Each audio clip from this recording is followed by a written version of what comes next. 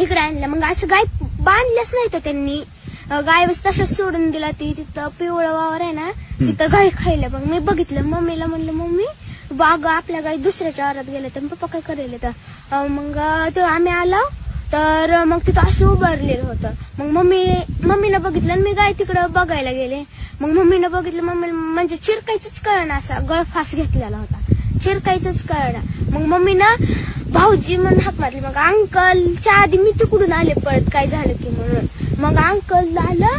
मग मम्मीला एकट्याला उचलूनच गेलं, म्हणजे असं वर मुंडका करायला उचलणं गेलं. मग अंकलनी ती उचललं आणि आजोबांनी आडकी त्यानं ती दावं कापलं.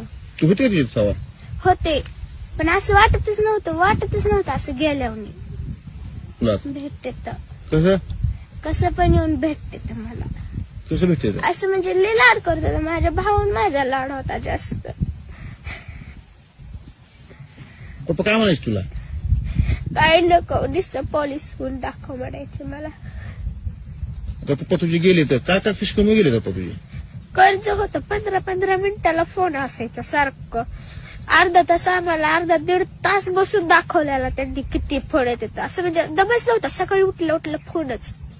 एकदा फोन डबल घेतला.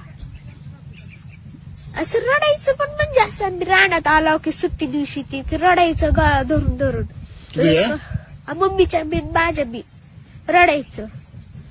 मग त्यांना सांगा म्हणायचं कोणाचा फोन येतय काय होतय, तर सांगत नव्हतं, गप्प बसायचं असं. म्हणजे सहन करायची ही होती त्यांच्याकडे. मग त्यांनी सहन केलं असं केलं.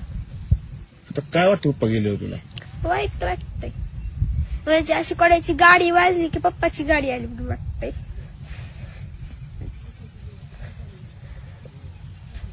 पप्पा स्वप्न पूर्ण करणार का तू? हो. सरकारकडून काय मागणी आहे तुझी? जसं माझं पप्पा गेले तसं कोणाची जाऊ नये हीच आहे. नुकसान शेतात झालं तुमच्या? हो, सगळं ऊसात पण पाणी आहे, पेरूत आहे, लिंबूने सगळीकडे पाणीच पाणी आहे. पेरूला पाणी लागून आळ्या लागल्या.